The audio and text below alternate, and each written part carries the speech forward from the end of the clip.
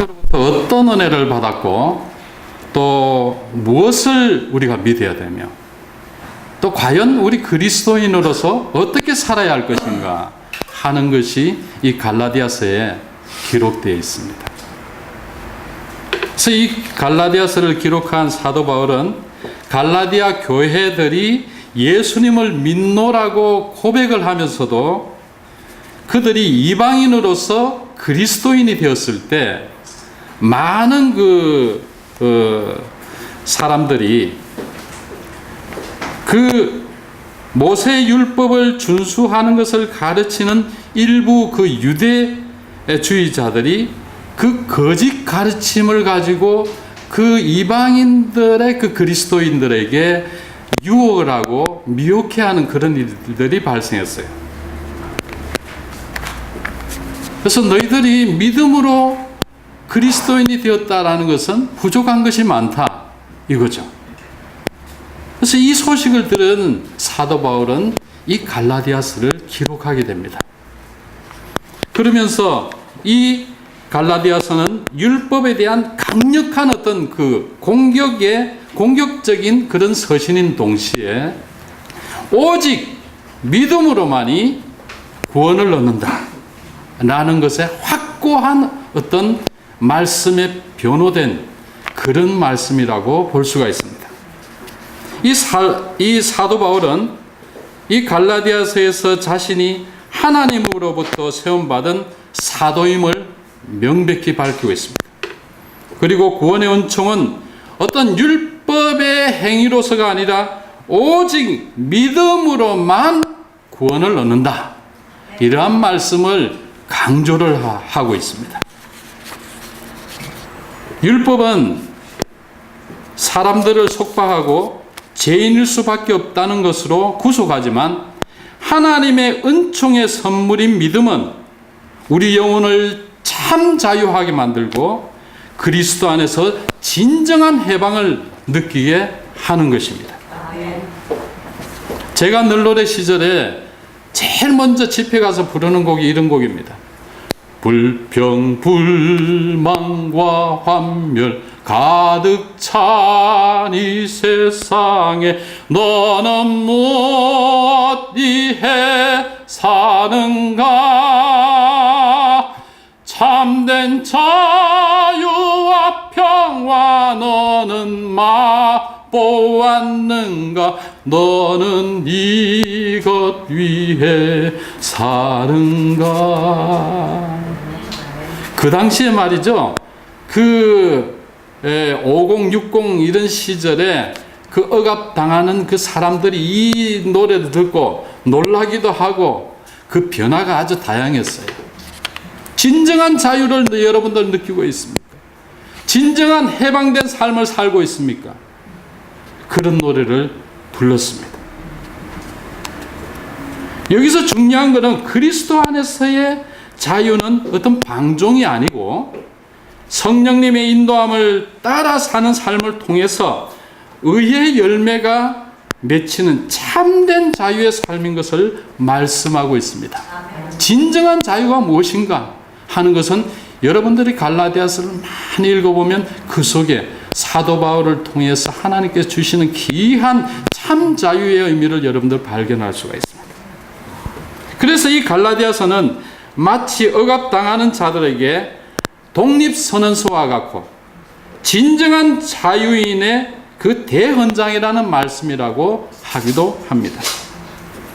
하나님께서는 이스라엘 백성을 애굽으로부터 구원하기 위해서 모세를 세운 것처럼 율법으로부터 교회가 자유함을 얻는 것은 이 사도 바울을 통해서 하나님께서 이 믿음으로 의롭게 된다는 사실을 확고하게 말씀을 통해서 증언하고 있습니다.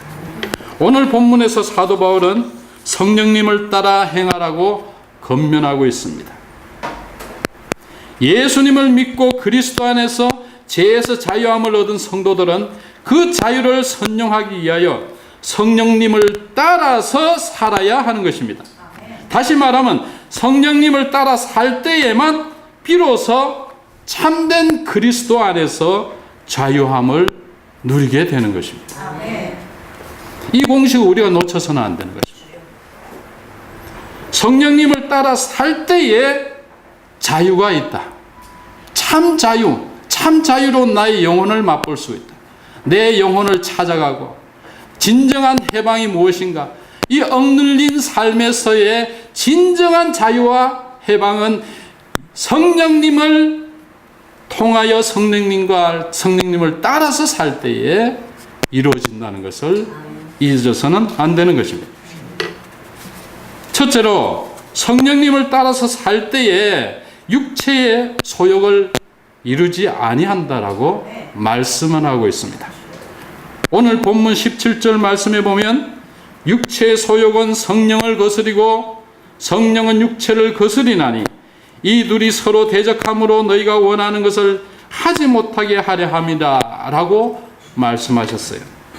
여기서 육체는 그리스도 안에서 거듭나기 이전에 타락한 상태에 있는 우리의 본성을 말하고 있습니다.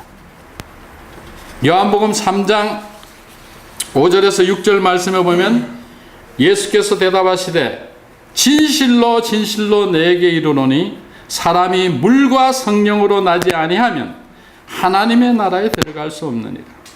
육으로 난 것은 육이요 영으로 난 것은 영이니 내가 내게 거듭나야 하겠다는 말을 놀랍게 여기지 말라.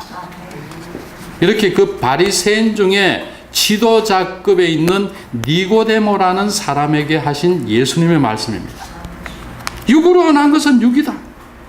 그리고 영으로 난 것은 영이니 내가 내게 거듭나야 하겠다는 말을 이상하게 여기지 마라. 당연한 것이다. 그러므로 믿음으로 거듭나기 이전에 육신의 삶은 본질상 진노의 자녀로 성령님을 거스리고 사는 것이 특징입니다. 저의 삶이 그랬습니다. 수많은 그리스도인들이 되기 이전의 삶이 그랬습니다. 본질상 그 진노의 자녀의 삶은 그 죄의 삶을 사는 것이 그 특징인 것입니다.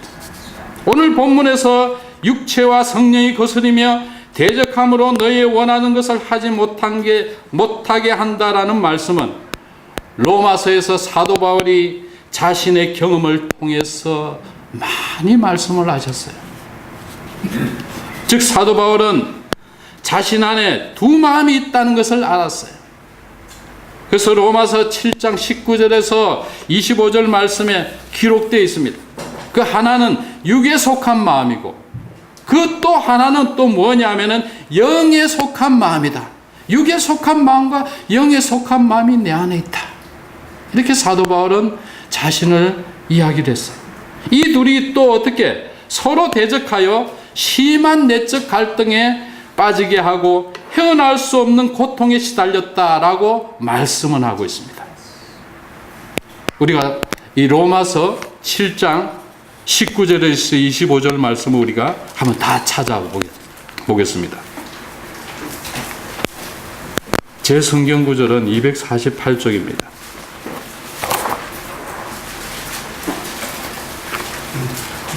자, 248쪽에 19절에서 25절 말씀. 자, 다 찾으시면 우리가 한 목소리로 같이 읽도록 하겠습니다. 시작. 내가 원하는 바 선은 행하지 아니하고 도리어 원하지 아니하는 바 악을 행한다. 만일 내가 원하지 아니하는 그것을 하면 이를 행하는 자는 내가 아니요 내 속에 거하는 죄니라.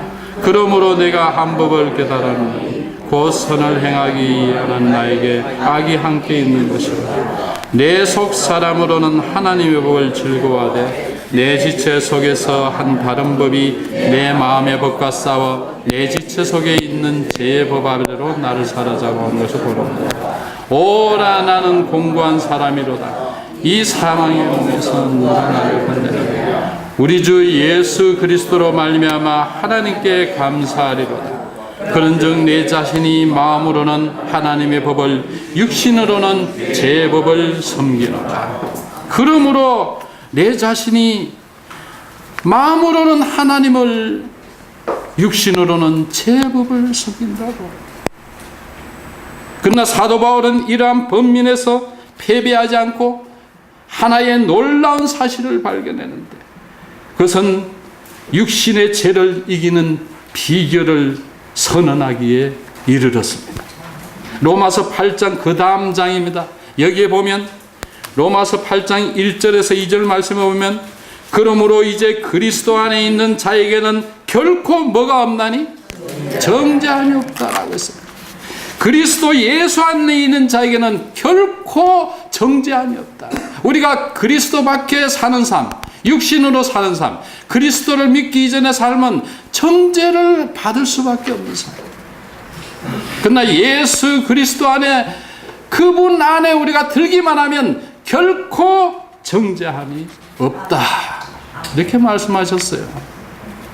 이는 그리스도 예수 안에 있는 생명의 성령의 법이, 이걸 앞에 있는 부분을 설명하시는데, 이건 그리스도 예수 안에 있는 생명의 성령의 법이 죄와 사망의 법에서 너를 어떻게 했다? 해방했다라고 말씀합니다. 그리스도 예수 안에 생명의 성령의 법이, 우리가 그리스도 안에서 산다는 것은 성령님과 함께 사는 것입니다. 그 성령님과 함께 사는 삶에는 이러한 정죄라든지 우리를 구속하는 속박이라든지 이런 우리를 자유케 못하는 이런 것들이 모두 없어져 버린다는 거예요. 그리고 3절 4절 말씀에 계속 이어져 가는 말씀에 보면 율법이 육신으로 말미암아 연약하여 할 수 없는 그것을 하나님은 어떻게 하신다? 하신다라고 했습니다.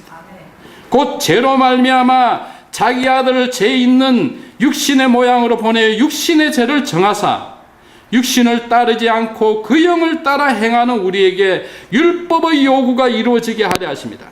여기서 우리 그리스도인들의 율법의 죄의 문제를 하나님께서 어떻게 해결했는가 하는 것을 보여주는 말씀입니다. 사랑의 하나님께서는 예수 그리스도 독생자 예수님을 인간의 몸으로 이 땅에 보내셨어요. 그리고는 우리의 엄청난 죄값, 이 죄를 어떻게 해결할 수 없는 게 우리 인간이지 않습니까? 이것을 치르기 위해서 흠도 없고 죄가 없으신 아들 예수님을 마치 죄가 있는 인간의 모습으로 정했어요. 그리고는 우리의 추잡하고 엄청난 이 죄값을 대신해서 죄 없는 예수님을 십자가에서 우리를 대신해서 죄가 있는 양, 마치 도살장에 끌려가는 양처럼 말이죠.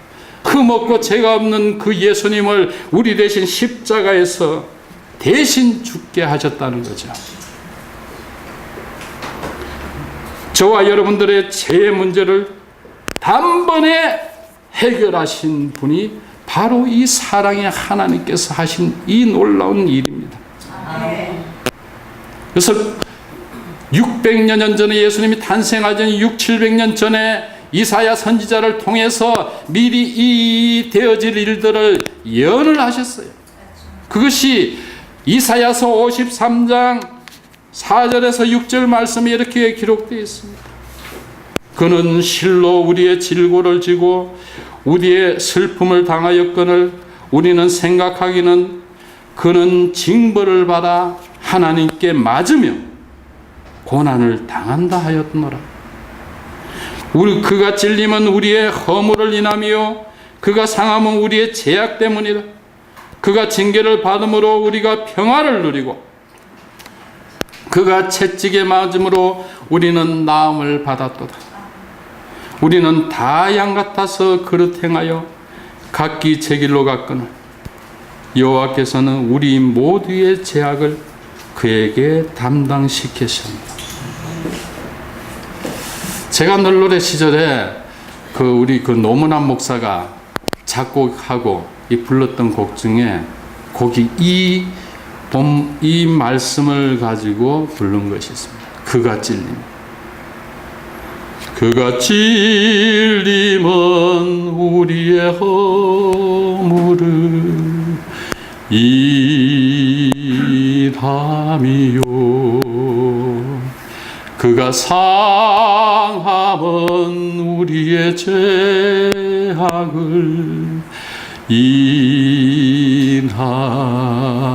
인함이라. 그가 징계를 받음으로 우리가 나음을 입었도다. 우리는 다 양 같아서 각기 제 길로 갔거늘 여호와께서 우리의 죄악을 그에게 담당시켰도다.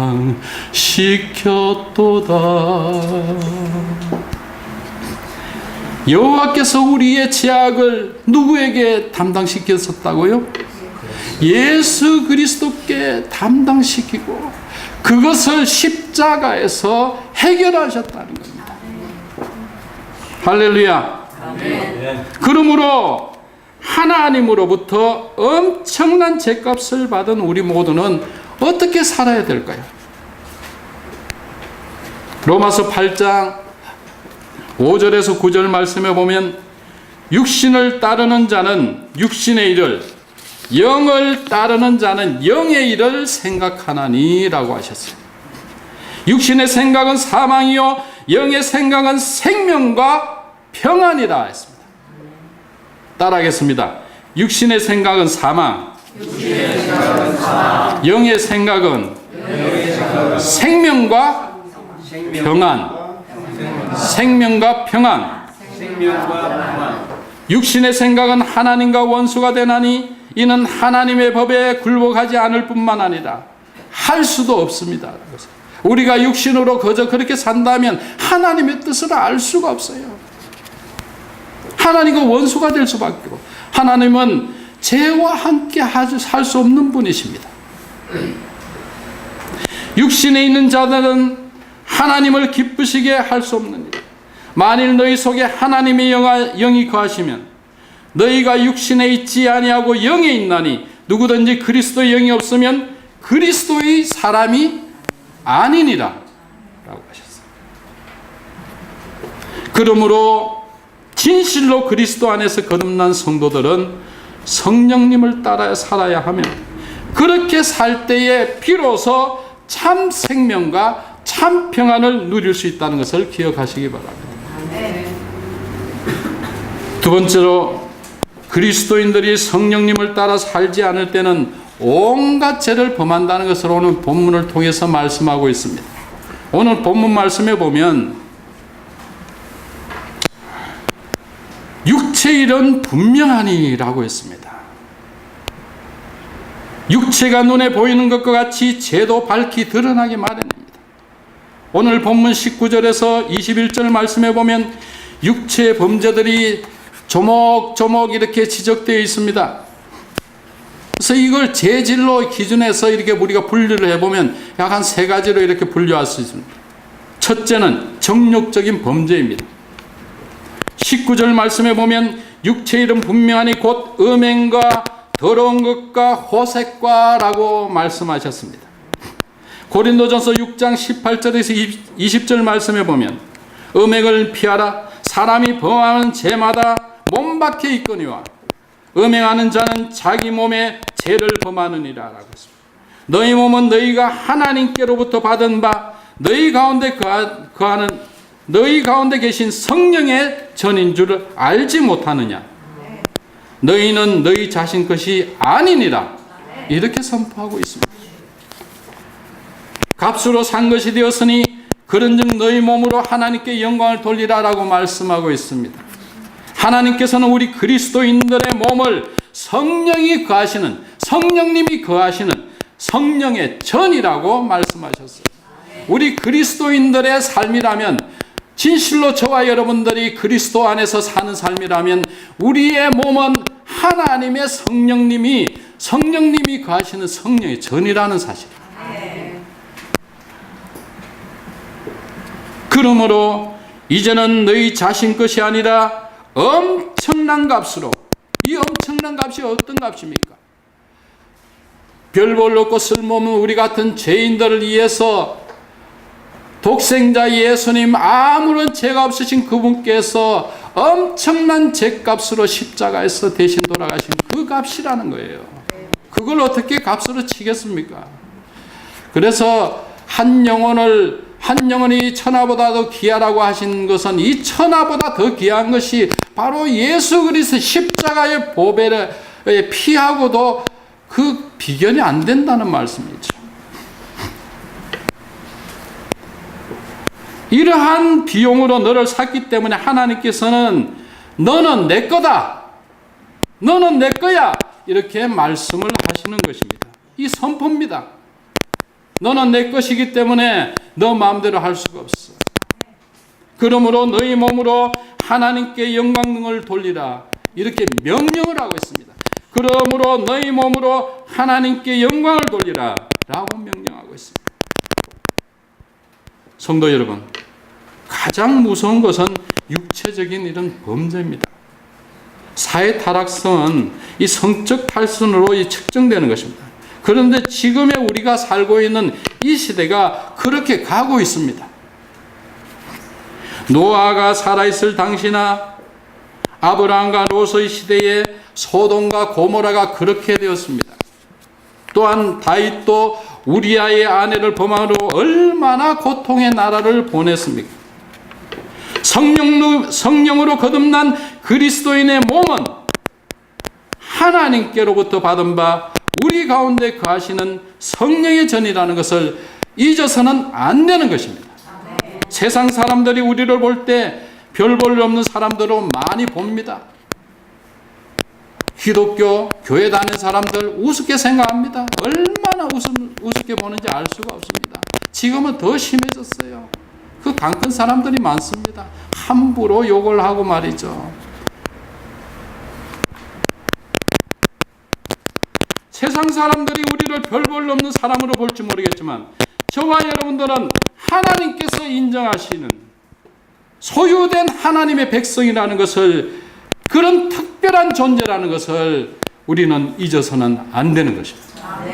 우리는 하나님의 소유된 백성으로 하나님의 그 피값으로 놀라운 십자가의 보혈의 피로 구속하시고 우리를 세우셨다.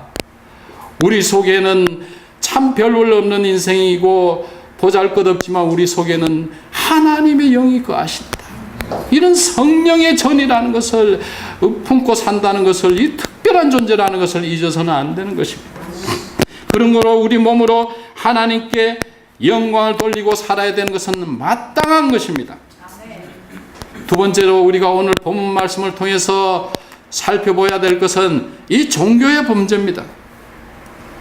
오늘 본문 말씀에 보면 우상숭배와 주술이라고 했는데, 우상숭배는 하나님 대신에 우상을 만들어 섬기는 것을 말하지 않습니까?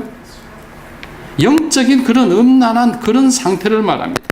주술은 여행수를 이리 바라가지고 그 종교를 하나의 수단으로 종교적인 행위를 하는 것, 그런 것을 말하는 것이죠.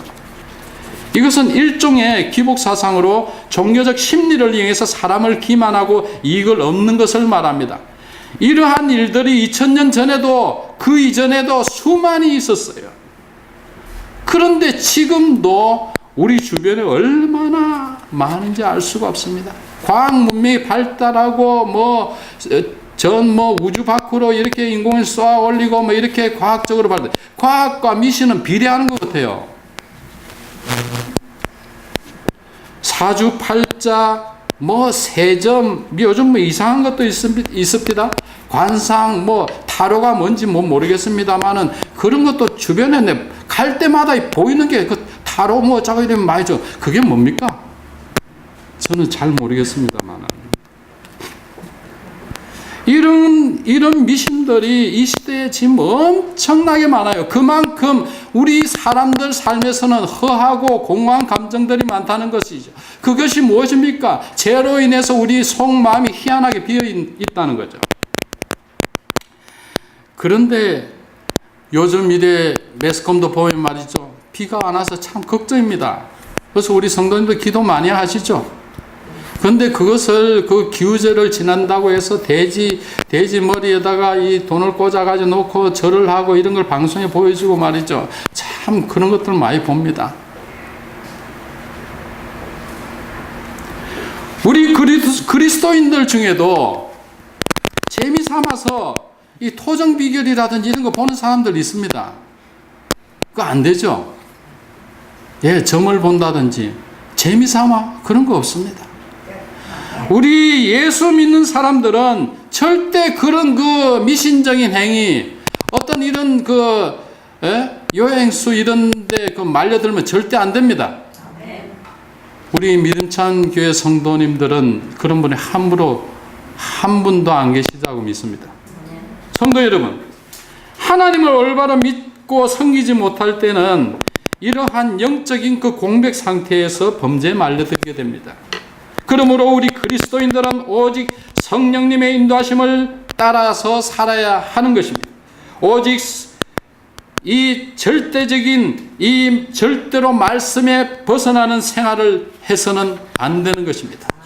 우리가 늘 틈틈이 말씀을 읽고 기억하고 그 말씀 속에서 충만할 때 성령님의 그 충만한 그런 은혜가 우리 안에 거하시게 되는 거죠. 또한 말씀을 자기 마음대로 해석하고 자신의 유익을 추구하기 위하여 육신의 욕심을 따라 살아서는 안 되는 것입니다. 우리 주변에는 하나님의 교회 안상원 이단과 신천지 이단 그리고 수많은 이단들이 이러한 영적인 혼란기를 틈타 우리 그리스도인들을 어떻게 하든지 미혹해 하려고 호시탐탐 기회를 엿보고 있다는 것을 잊지 마시기 바랍니다. 우리 주변에 얼마나 많은지 몰라요. 그 허한 심정으로 그런 속에 빠져들어서 사는 정신 빠진 사람들이 참 많습니다. 여러분들 주변에도 그러한 유혹을 많이 받았을 겁니다. 절대 이단 종파에 빠져들면 큰일 납니다. 세 번째로 윤리적인 범죄입니다. 오늘 본문 21절 말씀에 보면 투기와 술 취함과 방탕함과 또 그와 같은 것들이라 라고 했습니다. 이런 투기와 술 취함, 방탕함 이런 것들 속에는 어떤 사랑도 찾을 수가 없어요. 아름다운 인간적인 정말 아름다운 인간미가 넘치는 서로 돕고 봉사하고 존중하고 협력하고 희생하고 이런 거 없습니다. 서로 헐뜯고 물고 죽이고 아무나 보이면 그저 어떻게 하면 나쁜 짓 할까 그런 것들만 있는 것이죠. 인간의 가장 기본되고 기초되는 윤리와 도덕은 이런 속에 없는 것입니다. 성도 여러분, 예수 그리스도를 믿지 않은 사람들 중에서도 정말 착하고 도덕적인 그렇게 아름답게 사는 사람들이 참 많습니다. 정말 죄 없이도 그렇게 사는 사람들이 많이 있는 것이 사실입니다. 그러나 진정으로 아름다운 윤리적인 삶을 사는 사람들은 예수 그리스도 안에서 성령님을 따라 사는 삶인 것을 명심하시기 바랍니다. 그 중심에 예수 그리스도의 영이 함께 하시지 않는다면 그거는 그냥 아무것도 아닌 겁니다. 여러분들 착하다고 아름답게 산다고 주위에 봉사한다고 여러분들 세상에 수많은 사람들에게 선행을 베풀고 산다고 해서 천국에 갈 수 있습니까? 그 죄 가운데 그 여전한 원죄를 해결할 수 있는 것은 없어요. 오직 예수 그리스도의 십자가 안에만 있습니다.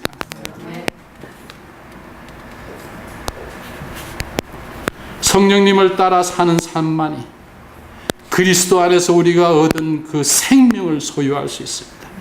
그리스도 안에서의 얻은 그 참 평안을 누리면서 사는 것입니다. 그러면 성령님을 따라 사는 것은 어떻게 사는 삶입니까? 오늘 본문에서 말씀처럼 성령의 열매를 맺는 삶입니다. 성령의 열매를 맺는 삶입니다. 성령님과 함께 산다면 성령의 열매를 맺게 되어 있습니다. 오늘 본문 22절에서 23절 말씀에 보면 오직 성령의 열매는 사랑과 희락과 화평과 오래 참음과 자비와 양성과 충성과 온유와 절제니 이와 같은 것을 금지할 법이 없느니라 라고 했습니다. 이 성령의 9가지 열매를 구체적으로 하나님께서는 오늘 이렇게 나열해 놓고 있습니다. 오늘 성령님을 따라 살 때에만 육체적인 현저한 일과 완전히 대조되는 놀라운 성령의 열매로 가득 채워지는 그런 삶을 살 것입니다. 요한복음 15장 4절에서 5절 말씀에 보면 내 안에 거하라 나도 너희 안에 거하리라. 가지가 포도나무에 붙어있지 아니하면 스스로 열매를 맺을 수 없음같이 너희도 내 안에 있지 아니하면 그러하리라. 나는 포도나무요 너희는 가지라. 그가 내 안에 내가 그 안에 거하면 사람이 열매를 많이 맺나니 나를 떠나서는 너희가 아무것도 할 수 없느니라. 우리 그리스도인들이 믿음으로 산다는 것은 마치 이 요한복음 15장에 있는 이 말씀처럼 포도나무에 붙어있는 산과 똑같은 것입니다. 가지에 붙어있는 그 자체만 하더라도 대단한 것입니다. 저와 여러분들이 가지에 붙어있다, 그 나무에 붙어있다라는 그 가지만 된 것만 해도 대단한 것입니다. 이거 별로 생각하면 안 됩니다. 여러분들이 주일날 이렇게 교회 와서 예배드리고 하나님께 찬양하고 감사하고 말씀을 듣고 하나님께 영광을 돌리고 이런 모든 행위들, 이거 얼마나 하나님 감사한지 몰라요. 이 세상 사람들이 누리지 못하는 것입니다. 내가 감히 엄청난 하나님의 나무에 붙어있는 가지라는 것이 놀랍지 않습니까? 할렐루야. 또한 우리 모두에게 성령님의 인도하심이 아니고는 스스로 아무런 열매를 기대할 수 없습니다. 저와 여러분들이 이 나무에 붙어 있기만 하면 열매를 맺게 돼 있어요. 어떤 그 사람이 그런 걸 발견했다고 하는데, 그 가지가 나무에 가장 멀리 있는 그 가지에 붙어 있는 그 열매가 말이죠, 그렇게 달고 맛있답니다. 가장 멀리 있는 그런, 제가 그 이야기를 들었어요. 여러분들, 우리가 멀리 좀 떨어져 있다 하더라도 나무에 붙어 있는 가지만 된다면요, 그 자체만 해도 맛있는 감나무가 되는 겁니다. 제가 감을 따보니까요, 제일 멀리 있는 한번 그 산청에 가가지고 그 감나무를 따는데 그게 저는 수월한 일로 생각했는데, 이 짱대로 이렇게 그 Y자로 한 거, 그거 가지고 이렇게 그걸 한 4시간 동안 한번 제가 했어요. 그래가지고 목을 갖다가 가누지 못해가지고 이틀 동안 몸살이 걸렸습니다. 그거 보통 일이 아니더라고요. 이야. 근데 그 끝에 있는 그 가지에 그 감이 탐스럽게 있는 그걸 못 따겠더라고요. 근데 그 잘 따는 분들은 나무를 탁 올라가더만 그걸 툭 따가지고 갖고 내려오는데, 나는 떨어진 게 전부 밑으로 떨어진, 자기는 원하는 그쪽에 탁탁 떨어뜨려 가지고 잘. 근데 그 감이 그렇게 맛있어.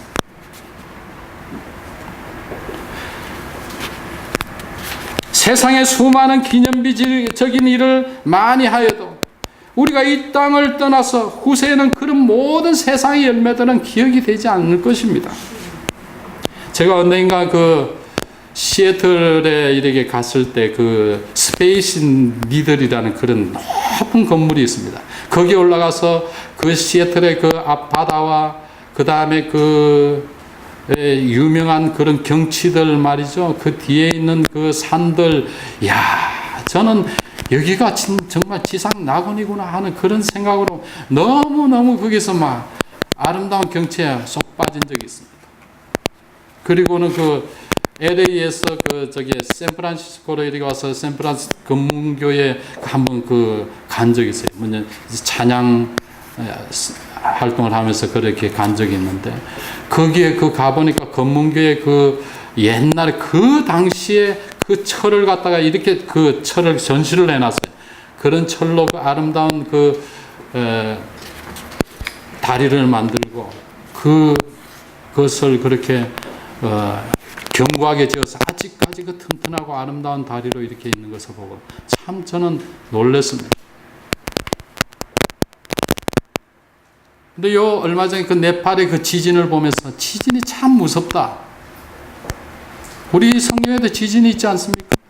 하나님께서 이 말세 때가 가까움으로 이 지진에 대한 말씀을 많이 하셨어요.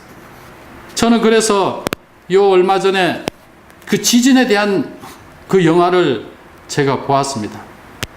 그 지진에 대한 영화를 보니까 LA와 샌프란시스코를 중심으로 해가지고 그 배경으로 해가지고 영화를 만들었는데 잘 만들었더라고요. 그래서 난 그 속에 빠져가지고 그냥 무서워서 이렇게 제대로 보지는 못했습니다. 아, 지진이 저럴 수도 있구나. 얼마나 무서운지 알 수가 없었습니다. 수많은 사람들이 그 지진의 공포 속에 죽어가고요. 그런 우리 인간이 세운 이런 업적들, 이런 것들이 하루아침에 또 저렇게 되어 있구나. 수많은 빌딩들, 아무리 견고하게 세워도 그런 그 지진 앞에서는 꼼짝을 못하더라고요. 여러분, 성도 여러분, 우리가 지구상에서 지키지 않는 게, 점에도 지키지 않는 게 우리 모습 아닙니까? 세상의 모든 열매는 사라져버리고 맙니다. 그러나 그리스도 안에서, 성령 안에서 저와 여러분들은 그리스도 안에서 아름다운 열매들은 사라지지 않습니다. 성도 여러분, 신앙의 유산을 지키며 하나님이 원하시는 성령의 열매를 많이 맺는 그리스도인들에게는 좀도 없고 도둑도 없는 그런, 또 요즘같이 말이죠, 이 메르스라든지 이게 금방 사라지기는 사라지겠습니다만은 이런 공포도 없는 영원한 하늘나라가 저와 여러분들에게 예비되어 있음을 믿으시기 바랍니다. 그곳에는 또한 저와 여러분들을 위해서 예비된 성령의 열매를 맺는 저와 여러분들 예비된 면류관이 있다는 것도 기억하시기 바랍니다. 할렐루야. 이 세상을 살면서 성령님을 따라 사는 사람들에게는 성령의 9가지 이 열매들, 사랑, 희락, 화평, 오래 참음, 자선, 자비, 양선, 충성, 온유, 절제 열매들을 많이 맺히는 저와 여러분들이 되기를 바랍니다. 결론적으로 성도 여러분, 우리가 여기서 꼭 기억해야 될 것은 우리를 구한 예수 그리스도의 십자가의 사랑을 잠시라도 잊어서는 안 되는 것입니다. 오늘 본문 24절 말씀에 보면 그리스도 예수의 사람들은 육체와 함께 정욕과 탐심을 무엇에? 십자가에 어떻게 했다고요? 못 박았느니라 라고 했습니다. 할렐루야. 진정한 그리스도인의 삶은 육체와 함께 정욕과 탐심을 늘 십자가에 못 박으며 살아야 되는 것입니다. 우리가 많이 암송하고 잘 알고 있는 갈라디아서 2장 20절 말씀처럼 내가 그리스도와 함께 십자가에 못 박혔나니 그런즉 이제는 내가 사는 것이 아니요 내 안에 그리스도께서 사는 것이다. 이제 내가 육체 가운데 사는 것은 나를 사랑하사 나를 위하여 자기 몸을 버리신 하나님의 아들을 믿는 믿음 안에서 사는 것이다. 성령님을 따라 사는 삶은 예수님과 함께 십자가에 못 박혀 죽은 삶이라는 것을 기억하시기 바랍니다. 오직 내 안에 그리스도께서 사시게 하는 삶인 것을 잊지 마시기 바랍니다. 내가 죽고 내 안에 그리스도께서 사시는 삶, 그 삶을 통해서 하나님께서는 성령의 열매를 맺히게 하는 것입니다. 이러한 삶을 통해서 하나님 기뻐 받으시는 귀한 성령의 열매를 많이 맺어 주님 앞에 가서 정말 잘했다, 착하고 충성된 종아하고 칭찬받는 저와 여러분들이 다 되시기를 간절히 바랍니다. 아멘. 기도하시겠습니다.